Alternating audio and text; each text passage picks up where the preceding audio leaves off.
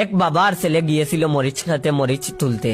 তখন ছেলে হঠাৎ বাবাকে বলে উঠলো, বাবা আমি এই লাল মরিচের মতো একটা লাল টুকটুকে বউ বিয়ে করব। তখন তার বাবা বললেন, তোকে আবার কে বিয়ে করবে? ছেলে বলল, কেন, কত মেয়ে আছে। তখন তার বাবা বলল, তুই যে হাবা গুবা, তোকে আবার বিয়ে করবে, তাও সুন্দরী মেয়ে। হা হা হা। ছেলে তখন রাগ দেখিয়ে বলল, বিয়ে করলেই দেখতে পারবে। তখন তার বাবা বলল, আচ্ছা আচ্ছা দেখা যাবে, এখন মন দিয়ে কাজ কর। ও হ্যাঁ, মনে তো নেই, ছেলেটার নাম ছিল ইমন। ইমন কাজ করতে করতে লাল টুকটুক বউয়ের কথা ভাবতেছে। সারাদিন যেখানেই যাচ্ছে সেটাই করতেছিল, শুধু লাল টুকটুক বউয়ের কথাই ভেবে চলছে। হঠাৎ সে একদিন নদীর পাড় দিয়ে যাচ্ছিল, হঠাৎ দেখতে পেল গাছের ডালে একটা মেয়ে চুল শুকাচ্ছে। মেয়েটা ছিল অসম্ভব সুন্দরী। ছেলেটা দেখেই ভাবতেছিল, এটাই আমার লাল টুকটুক বউ। যখনই সে খুশি মনে তার কাছে যাবে কথা বলতে, এমন সময় মেয়েটা আস্তে আস্তে চলে গেল, আর কথা বলাই হলো না।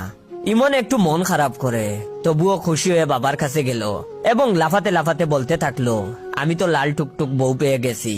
তখন তার বাবা বলল, পাগল হইলি নাকি, একটু লাফানো বন্ধ কর, আর আমাকে ভালো করে বল কি হয়েছে।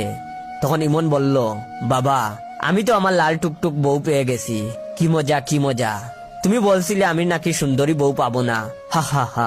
তখন তার বাবা বলল, আচ্ছা আমাকে বল কোথায় পাইলি। তখন ইমন বলল, নদীর ধারে একটা গাছের ডালে বসেছিল। আর বলল, বাবা জানো না, মেয়েটা অনেক সুন্দর। তখন তার বাবা বললেন, আচ্ছা আমাকে কালকে দেখাস। ইমন বাবাকে পরের দিন ঠিক একই সময় নদীর ধারে নিয়ে যায় এবং মেয়েটাকে দেখে বাবা অবাক হয়ে যায়, আর ইমনকে ওই মেয়ের সাথে বিয়ে দেওয়ার জন্য রাজি হয়ে যায়। ও হ্যাঁ, মেয়েটার পরিচয় দেই, মেয়েটার নাম হচ্ছে সাদিয়া। যাই হোক, ইমনের সাথে সাদিয়ার বিয়েটা হয়ে যায়। আজ ইমন আর সাদিয়ার বাসর রাত। ইমন তো অনেক খুশি। ইমন সাদিয়ার জন্য একটা লাল মরিচ নিয়ে এসেছে, তাকে উপহার দিবে বলে। সাদিয়া তো সুন্দর করে বসে আছে বউ সেজে। যাই হোক, ইমন লাল মরিচ সাদিয়াকে দিল আর তার অতীতের সব কথা বলল। বলার পর সাদিয়ার ঘুমটা তুলে মুখটা দেখে ইমন তো পুরাই অজ্ঞান। জানেন কি, কেন ইমন বাসর রাতে অজ্ঞান? আসলে ইমন সাদিয়াকে বিয়ে করে নাই।